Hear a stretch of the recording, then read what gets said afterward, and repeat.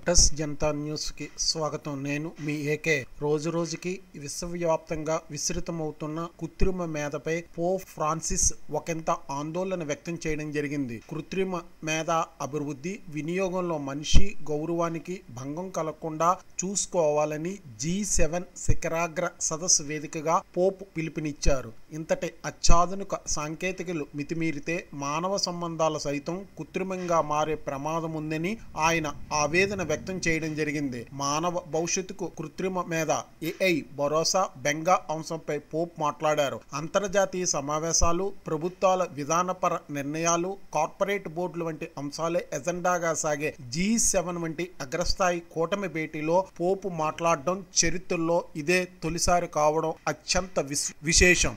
AI అనేది మానవ కేంద్రీకృతంగా ఎదిగేలా రాజకీయ నేతలు ఒక కంట కనిపెట్టాలి. మనుషులకు సంబంధించిన అంశాలపై నిర్ణయాలు మనుషులే తీసుకోవాలి కానీ మిషన్లు కాదు. మిషన్ల యొక్క నిర్ణయాలపై ఆధారపడి కనీసం మన జీవితాల గురించి కూడా సొంతంగా ఆలోచించలేని పరిస్థితిని మనం కోరుకోవద్దు అని ఆయన అన్నారు. ఓపెన్ AI వారి ChatGPT చాట్బోట్ తరహా AI వినియోగం విస్తృతమవుతున్న తరుణంలో AIకు పూర్తిగా దాసోహం అవడంపై ప్రపంచ దేశాలు, అంతర్జాతీయ సంస్థలు అప్రమత్తంగా ఉండాలని పోప్ హితవు పలికారు. G సదస్సుకు విచ్చేసిన పోప్ ఫ్రాన్సిస్ ను నరేంద్ర మోడీ కలిశారు. వీల్ చైర్లో కూర్చున్న పోపును నరేంద్ర మోడీ ఆప్యాయంగా ఆలింగనం చేసుకున్నారు. కొద్దిసేపు వారు ముచ్చటించారు. భారత్లో పర్యటించాలని నరేంద్ర మోడీ పోపును ఆహ్వానించడం జరిగింది.